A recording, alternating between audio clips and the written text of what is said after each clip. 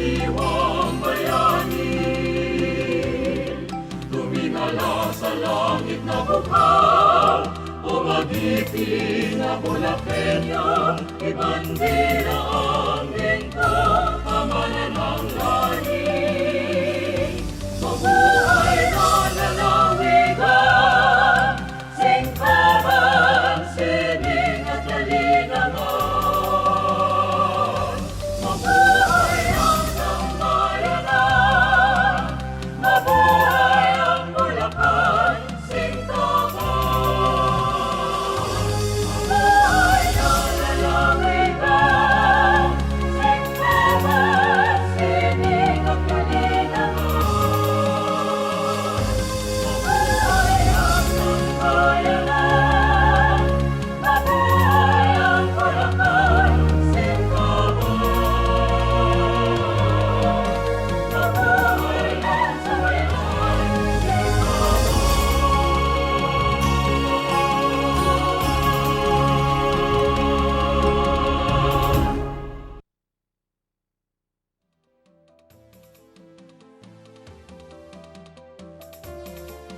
Nung araw na ako'y nagpapalala sa palengke, yung mga may gitsandaan, nakaukuha ako ng araw ng palengke. At the age of 85, Aunt or Tia Miring is still active in creating balibuntal. She was born on January 23, 1923 in San Rafael, Bulacan. It was in 1937 when Tia Miring started weaving balibuntal. It was the practice then to have groups of young weavers come from nearby towns to weave well into the night. She fondly recalls that some of them would take advantage of the camaraderie and weave in an occasional courting. Tia Miring's renowned character and high quality of workmanship put her on the pedestal she now occupies as the best weaver. For her, patience and thoroughness in doing a job well is more important to her than the money it will bring.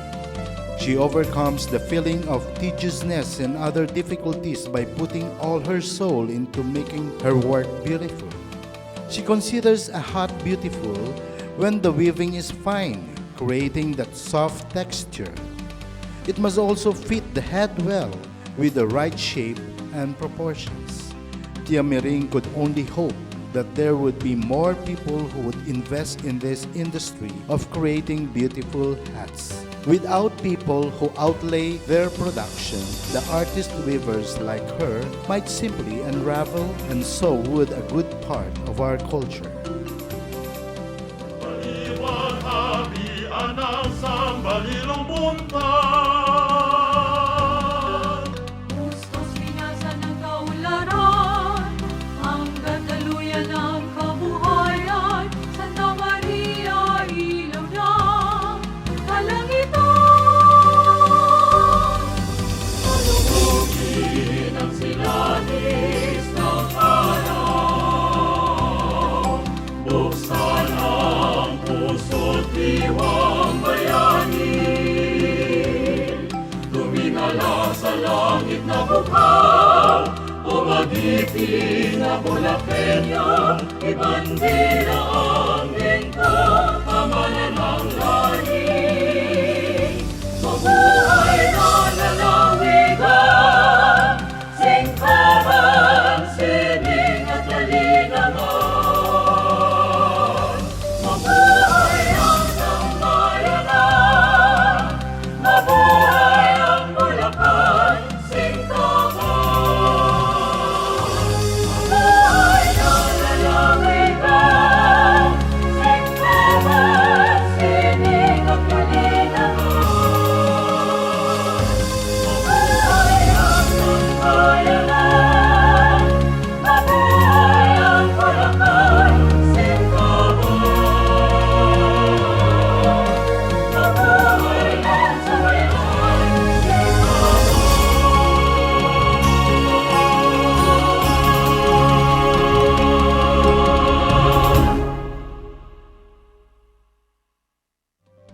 Hindi pumapasok sa isip ko, gano'n siya, nakakalagihin ko gano'n din tayo.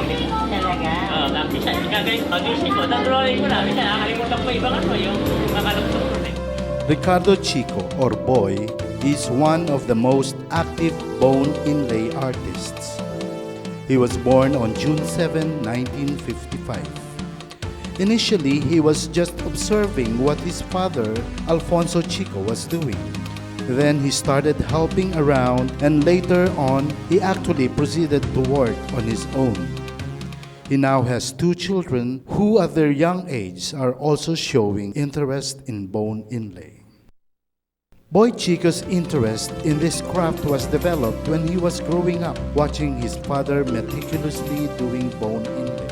His interest became even keener when at 11 years old, he began taking bone inlay lessons from his father. When he became more skilled, his father brought him to help him in his work in Manila and in other places. Even at a young age, Boy already showed skills in doing bone inlay.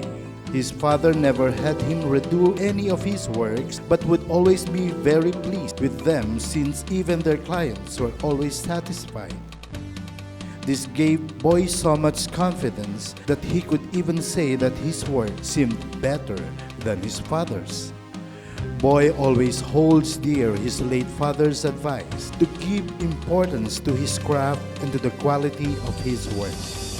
His father emphasized that it does not matter if he works slowly as long as it is of good quality. All these advices formed in Boy the qualities of an artist: patience, perseverance, and readiness to sacrifice oneself for the work.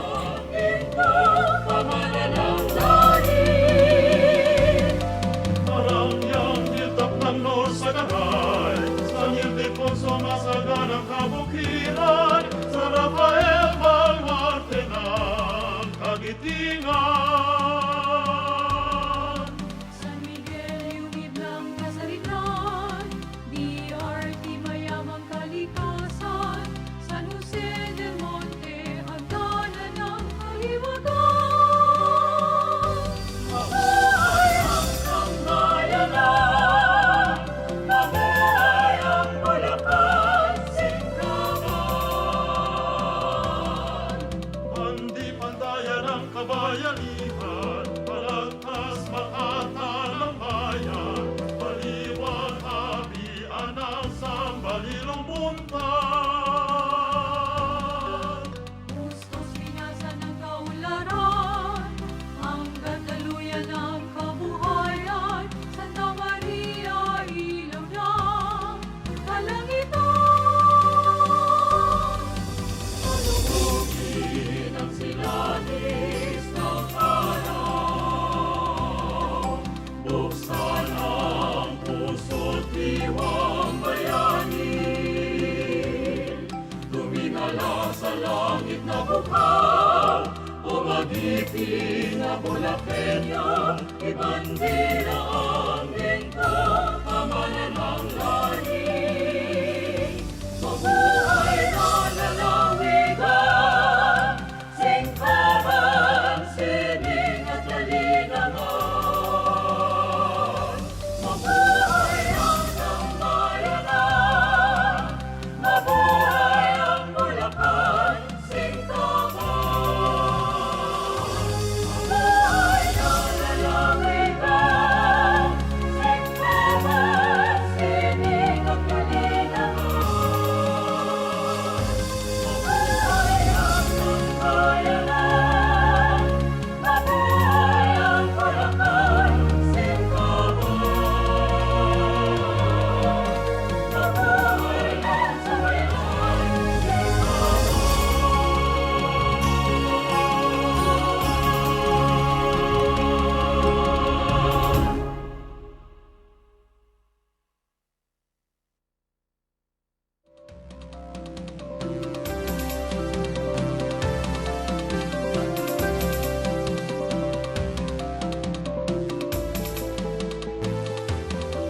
Mrs. Victorina Perez, or Nanay Turina, is so far the only known artist who makes Estopadong Burda in Santa Clara, Santa Maria, Bulacan. She was born in November 27, 1932, to parents Bonifacio Dizon Reyes, Chinese from Malabon, and Apolonia, Mendoza. Nanay Torina always starts her day with an early visit to the church. These daily visits drew her attention to religious images and their Estopadong Burda. In 1980, when she attempted to have a dress made for the Blessed Virgin, she learned to her surprise that it would cost her 20,000 pesos. She became anxious and said to the Virgin, "I know how to do needlework. Now, why can't I also do the entire vesture with the fatted embroideries for you?" So, with that devotion, she spent all her time to learning Estopadong Burda. Nanay Torina's capability to design and seam a dress brought her to the world of Estopadong Burda. As she was very proud, she gives all her passion and gives all her best when preparing the design. She is also open to changes whenever her clients desire to make revisions. Though she needed to retire, Aling Torina is still willing to teach whoever is interested to learn. Her inexpressible fulfillment in her craft of designing vestures with the Estopadong Burda is something she would always cherish and even wish upon others who can also take up the craft. She is grateful for this skill which acknowledges as a blessing from the on high. She notes how happy it makes her feel whenever she sees the sacred images, like that of the Paon or Our Lord, wearing her creation of Estopadong Burda.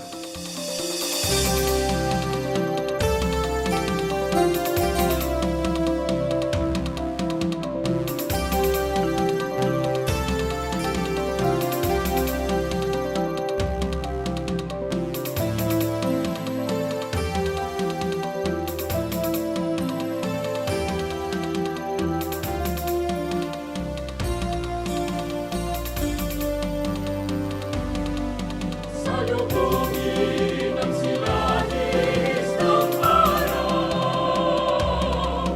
Buksan ang puso't diwang bayani. Tumingala sa langit na mukha, o magiting na Bulacanyo. Ibandila ang gintong pamanan ng lahi. Mabuhay ang lalawigan, Singkaban, sining at kalingaman. Mabuhay ang sambayanan, mabuhay ang Bulacan, Singkaban. Ulilan lumulunod na kalabaw, lari del kabayong napuunahan. Mukawe pagod ang lulutang-lutang. Paombong sasahan ng kayamanan, giginto halamanan ng lalawigan.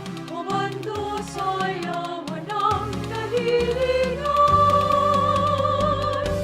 Mabuhay ang sambayanan, mabuhay ang Bulacan, Singkaban.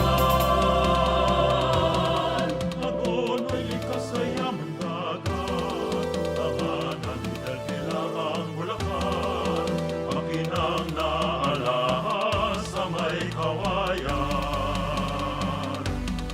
Kalumpit yumaong ang Kristyanismo, marilaw ng bana ng kalwalhatian, malolos duyan ang Republika.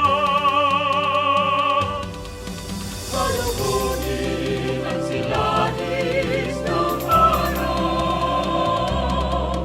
Buksan ang puso't diwang bayani. Tumingala sa langit na mukha, o magiting na Bulacanyo. Ibandila ang gintong pamanan ng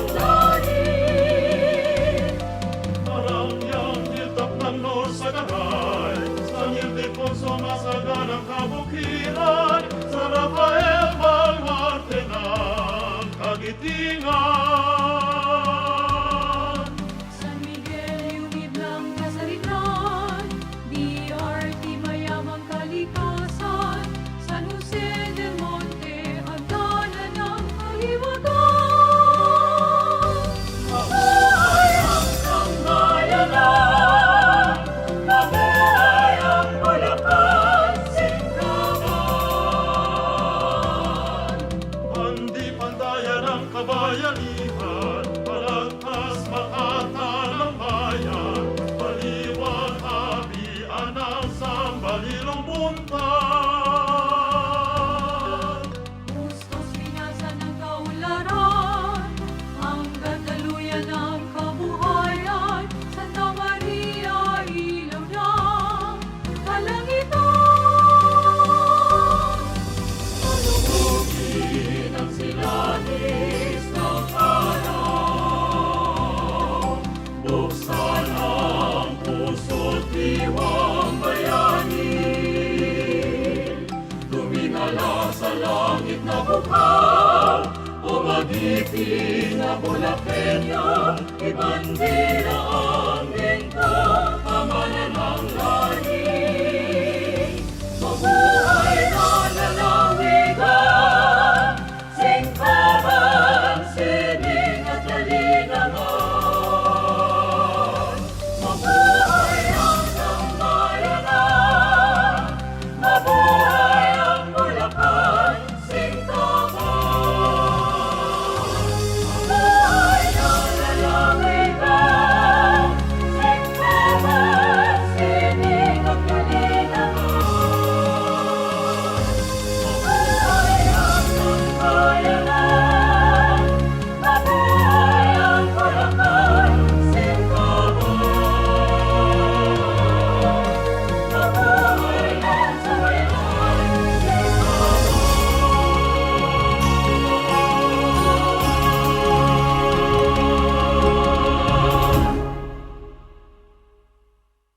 The survival of any art form depends on the social, economic, and political conditions that shape the belief and value systems of the public. It is also important not to look at any art form as static, but rather as a lively and dynamic organism that grows and evolves as long as it can be nourished by the society it moves in and cherished by its people.